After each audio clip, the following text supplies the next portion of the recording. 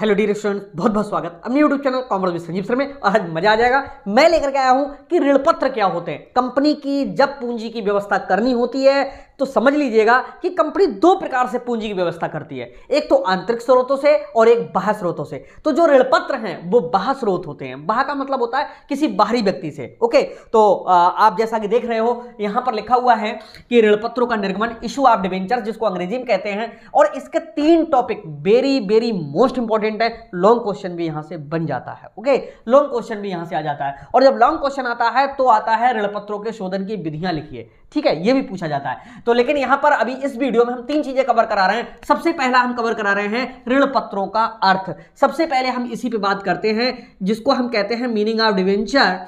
क्या होता है ऋण पत्रों का अर्थ, क्या होते हैं डिवेंचर्स। देखो भाई, हम बात कर रहे हैं ऋण पत्र की। इसको पेपर में लिखोगे कैसे? ऋण पत्र दो शब्दों से मिलकर के बना है, ऋण प्लस पत्र। ऋण को हम क्या कहते हैं? लोन कहते हैं। और पत्र के लिए हम क्या कहते हैं? डॉक्यूमेंट्स। ओके, देखो यहां पर जब कंपनी किसी भी जनता से, किसी भी संस्था से कुछ ना कुछ धन उधार लेती है और उस धन के बदले में कोई ना कोई एक सर्टिफिकेट देती है कि हाँ भाई तुम्हारा पैसा हमारे यहां जमा है, ऐसे पत्र को हम क्या कहते हैं? ऋण पत्र कहते हैं। अब ये जो पैसा होता है ये डेब्ट पैसा होता है। डेब्ट का मतलब होता है उधार का पैसा होता है, इसीलिए इसको हम क्या कहते हैं? डिवेंचर्स कहते हैं। तो उम्मीद है क्लियर हो गया होगा कि ऋण पत्र क्या है। देखो सबसे पहले मैं बताऊं कि जब कंपनी की शुरुआत होती है तो प्रवर्तक व्यक्ति, जो प्रवर्तक होता है, कंपनी को जन्म देता है, वो अपना पैसा लगाता है। साथ में जो पैसा है वो संचालक लोग लगाते हैं। ठीक है, और जो पैसा लगाते हैं वो फिर कौन? अंशधारी या सदस्य पैसा लगाते हैं। फिर भी अगर कंपनी को जरूरत होती है तो कंपनी जाती है किसके पास में? जनता के पास में। तो जब जनता से पैसा कंपनी इकट्ठा करती है तो जनता क्या है? वो पैसा लगाना नहीं चाहती है। ओके, वो तमाम वहां पर सिक्योरिटी के पर्पस से देखती है और अपनी जरूरतों के हिसाब से देखती है और ये देखती है कि कंपनी कहीं भाग ना जाए। इन सब बातों के बावजूद कंपनी क्या करती है? कहती है कि भाई तुम हमारे यहां पर पैसा लगाओ, तुम हमारे यहां पर अपना पैसा जमा करो, हम तुम्हारे लिए एक लिखित में क्या देंगे? कागज देंगे। कैसा? लिखित, यानी उसी को हम कहते हैं सर्टिफिकेट। ओके, इस सर्टिफिकेट को ही हम क्या कहते हैं? ऋण पत्र कहते हैं। तो इस प्रकार से पेपर में अगर आ जाए तो इसको इस तरह से लिखना कि ऋण पत्र दो शब्दों से मिलकर के बना है, ऋण प्लस पत्र। ऋण से आशय लोन से है या उधारी से है, और पत्र का मतलब है किसी कागज से, प्रलेख से, प्रमाण से। तो इस प्रकार से उधार लिए गए ऋण के बदले में या दूसरे के जमा किए हुए धन के बदले में दिया जाने वाला प्रमाण पत्र हमारा क्या कहलाता है? ऋण पत्र कहलाता है। अब उम्मीद है ऋण पत्र समझ में आ गया होगा। ओके, तो ये जो ऋण पत्र है ये चलिए वो तो बाद में हम बताएंगे, प्रकार पहले समझा दें। ठीक है, और ये ऋण पत्र तब जारी किए जाते हैं जब कंपनी अंशधारियों से पैसा ले लेती है, अपने तमाम स्रोतों से पैसा इकट्ठा कर लेती है, फिर भी उसकी पूर्ति नहीं होती है तो कंपनी जो पत्र जारी करती है धन इकट्ठा करने के लिए, उन्हीं को हम ऋण पत्र कहते हैं। अब ऋण पत्रों के प्रकार की बात आ गई। ठीक है, तो ये जो एग्जाम में आता है बहुत इंपॉर्टेंट है, ऋण पत्रों के प्रकार। ठीक, किताब में तो तुम्हारे आप पलट के देख लेना 6-7 प्रकार दिए हुए होंगे, मोस्टली बुक्स में है दिया हुआ है। लेकिन यहां पर मैं जो ऋण पत्र होते हैं वो पूरे के पूरे अगर डीपली स्टडी करोगे तो 10 प्रकार के होते हैं। और आपकी परसेंटेज भी तभी बढ़ करके आती है जब आप दूसरे लोगों से अच्छा लिखते हो, अच्छा प्रेजेंट करते हो। ओके, हालांकि पूरे हमारे जो नोट्स हैं उनमें तो इन सबका वर्णन है ही है। अगर कोई व्यक्ति परचेज करना चाहता हो तो 9719811101 ये ऑफिस का नंबर है, यहां से परचेज कर सकते हो। तो ऋण पत्रों के जो प्रकार हैं वो कितने प्रकार हैं? 10 प्रकार मैं बताऊंगा। पहला जो प्रकार होता है वो होता है बाहक ऋण पत्र। बाहक ऋण पत्र, बाहक ऋण पत्र का मतलब क्या होता है? यानी जिस व्यक्ति के लिए दे दो वही उनका ऑनर हो जाएगा। ठीक, और ऋण पत्रों पर हमेशा क्या मिलता है? ब्याज मिलता है। अब ये ऋण पत्र जिनके पास में होंगे बस वही विंडो पे जाएगा, कंपनी की खिड़की पे जाएगा, ऑफिस में जाएगा और अपने हिस्से का ब्याज हर 6 महीने में ले लेकर के आएगा। तो एक नोट होता है 100 का, 500 का या 2000 का, सेम उसी तरह के ये ऋण पत्र होते हैं वाहक वाले, भाई जिसको दे दो उसी का हो जाए। आप हमें दे दोगे 100 का नोट तो हमारा है, हम आपको दे देंगे तो आपका है, किसी का नाम तो उस पर लिखा हुआ नहीं है, लेकिन वो जो नोट है किसके द्वारा, आरबीआई द्वारा जारी किया हुआ है। ठीक उसी प्रकार से ये जो ऋण पत्र होते हैं वाहक वाले, ये कंपनी की मोहर लगे हुए होते हैं, सीरियल नंबर उन पर लिखा हुआ होता है, कंपनी की एक अपनी पहचान के बेस पे होते हैं, जिसको दे दोगे उसी के हो जाएंगे। ऐसे ऋण पत्रों को हम कौन से ऋण पत्र कहते हैं, वाहक ऋण पत्र कहते हैं। अगर ये खो जाएं तो जिसको मिल जाएंगे उसी के हो जाएंगे। दूसरे होते हैं हमारे पंजीकृत ऋण पत्र। ये कंपनी के रजिस्टर में किसी के नाम से रजिस्टर्ड कर दिए जाते हैं, इसलिए इनको हम कहते हैं पंजीकृत ऋण पत्र। और पंजीकृत ऋण पत्र जो होते हैं उन पर ब्याज आपके खाते में जाएगा। ओके, अगर ये खो भी जाएं तो इनकी डुप्लीकेट कॉपी कंपनी आपके ही नाम से निकाल के देगी, अगर आपने इनको रजिस्टर करवा रखा है। अगर आप किसी अन्य व्यक्ति को बेच देते हो तो कंपनी के रजिस्टर में उसका नाम बदला जाता है, ठीक है, तब उसको जाकर के कहीं ब्याज मिलना शुरू होता है। तो वाहक ऋण पत्र और पंजीकृत ऋण पत्र दो हो गए। तीसरा होता है शोधनीय ऋण पत्र। शोधनीय ऋण पत्र से आशय उन ऋण पत्रों से है जिनका एक निश्चित समय के बाद में भुगतान कर दिया जाता है। ऐसे ऋण पत्रों को हम कौन से ऋण पत्र कहते हैं, शोधनीय ऋण पत्र कहते हैं। शोधनीय का मतलब होता है सीधे सीधे रेडीमेबल डिबेंचर्स। रेडीमेबल डिबेंचर्स का मतलब यहां पर सीधा सा ये होता है कि वे ऋण पत्र जिनका एक निश्चित समय के बाद में भुगतान होना ही होना है, उनको हम कहते हैं शोधनीय ऋण पत्र। और अगले होते हैं जो चौथे हैं अशोधनीय ऋण पत्र। अशोधनीय, आ माने नहीं और शोधनीय का मतलब जिनका कभी भुगतान नहीं होगा। कंपनी के जीवन काल में जिनका कभी भुगतान नहीं होता, बस ब्याज लेते रहो, कंपनी का समापन होगा तब इनका पैसा वापस होगा, ऐसे ऋण पत्रों को हम कहते हैं अशोधनीय ऋण पत्र। अगला आता है 5वें नंबर पे परिवर्तनशील ऋण पत्र। परिवर्तनशील ऋण पत्र का मतलब सीधा सीधा है कि वे ऋण पत्र जिनको अंशों में बदला जा सकता है। किसमें, अंशों में का मतलब है समता अंशों में। ओके, तो वे ऋण पत्र जिनको एक निश्चित समय के बाद में कंपनी अपनी इच्छा अनुसार अंशों में बदल सकती है। यानी अभी तो ये जनता का पैसा एक कर्ज के रूप में है, फिर कंपनी क्या कर सकती है, अपना हिस्सा बना सकती है, कहे कि चलो भाई तुम भी, तुम्हारा जितना पैसा है वो उतना हिस्सा तुम भी मान लो कि कंपनी में तुम्हारा है। ओके, ऋण के रूप में नहीं है तो वो आपके कहलाएंगे कौन से, परिवर्तनशील ऋण पत्र। इसके बाद में 6ठे नंबर पे अपरिवर्तनशील ऋण पत्र। अपरिवर्तनशील ऋण पत्र का मतलब वो हैं जिनको कभी भी अंशों में बदला ही नहीं जा सकता है। ऋण पत्र हैं, ऋण पत्र रहेंगे, ऐसे ऋण पत्रों को हम अपरिवर्तनशील ऋण पत्र कहते हैं। और 7वें नंबर पे होते हैं हमारे सामान्य ऋण पत्र।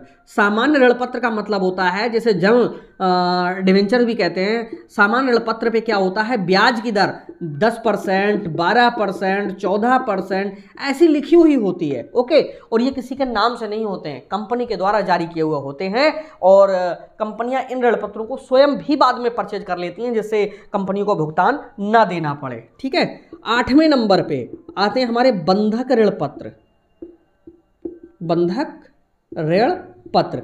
बंधक ऋण पत्र से आशय उन ऋण पत्रों से होता है जिसमें कंपनी की कोई ना कोई संपत्ति बंधक होती है। जैसे आप हो, आप कंपनी पे विश्वास ही नहीं कर रहे, बोले क्यों लगाएं तेरी कंपनी में पैसा, हमको नहीं भरोसा कल को तो डूब जाए, ठीक, या लेके भाग जाए। तो ऐसी कंडीशन में कंपनी क्या करती है, वो कहती है हम तुमको ब्याज भी देंगे लेकिन हम जो ऋण पत्र आपको दे रहे हैं उसके बदले हमारी मशीन, हमारा प्लाट, हमारी कंपनी का कोई एक हिस्सा तुम्हारे लिए बंधक के रूप में रहेगा, यानी गिरवी जैसा रहेगा। अगर कंपनी डूबती है तो वो जो पार्ट है वो आप ले लेना, तो आपको क्या हो जाएगा, भरोसा हो जाएगा। ऐसे ऋण पत्रों को हम कहते हैं बंधक ऋण पत्र। ओके, और 9वें नंबर पे होते हैं प्रथम ऋण पत्र। प्रथम ऋण पत्र, प्रथम ऋण पत्र। और 10वें नंबर पे होते हैं द्वितीय ऋण पत्र।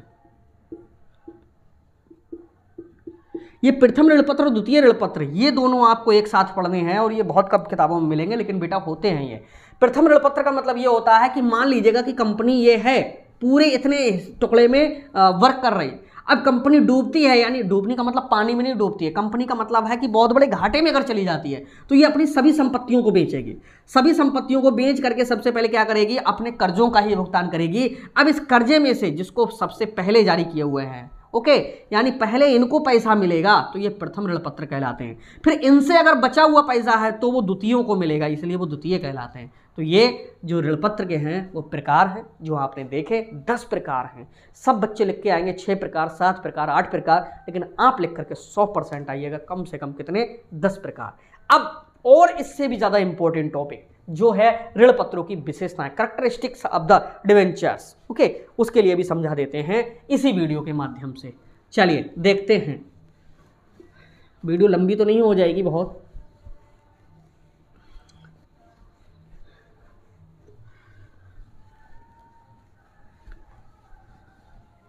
चलिए, ऋण पत्रों की विशेषताएं। अगर हम ऋण पत्रों की विशेषताओं की बात करेंगे तो किताब से बहुत ज़्यादा हेडिंग्स अब मैं आपको समझाने वाला हूं, क्योंकि हमारे यहाँ पर कॉमर्स में रिसर्च होता है और हम सारी चीज़ों को खूब बाखूबी अंदर तक जानने का प्रयास करते हैं और तभी अपने स्टूडेंट को अपनी लैंग्वेज में समझाते हैं। तो जाहिर सी बात है, इसीलिए आपको सरल भी लगता है, आपको अच्छा भी लगता है। अगर ये वीडियो अच्छा लग रहा हो तो चैनल जरूर सब्सक्राइब कर लीजिएगा, आगे बहुत सारी चीज़ें आपके लिए हमारे यहाँ से मिलने वाली हैं। ओके, तो देखेंगे कौन कौन सी विशेषताएं हैं यहाँ पर। तो चलिए, पहली जो विशेषता है वो होती है ऋण पत्रों पर ब्याज। ठीक है, यानी ऋण पत्रों पर जो है हमेशा जो ब्याज है वो कितना, 6 माह में दिया जाता है। पहली जो विशेषता है, ऋण पत्रों पर जो ब्याज दिया जाता है वो क्या, 6 महीने में दिया जाता है, और ब्याज की जो दर होती है पहले से ही क्या होती है, निश्चित होती है। दूसरी विशेषता, ब्याज की निश्चित दर होती है, यानी ऋण पत्रों पर जो भी ब्याज पे किया जा रहा है उसकी जो दर होती है वो कैसी होती है, निश्चित होती है। यानी अगर ऋण पत्रों पर ब्याज 10% दिया जाएगा तो समझ लो 6 महीने में वो 10% ही दिया जाएगा। ठीक है, और पहले से ही ऋण पत्रों के बारे में सब लिखा हुआ होता है। ठीक, तीसरे नंबर पे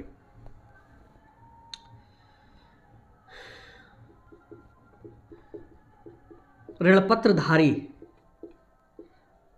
धारक होना।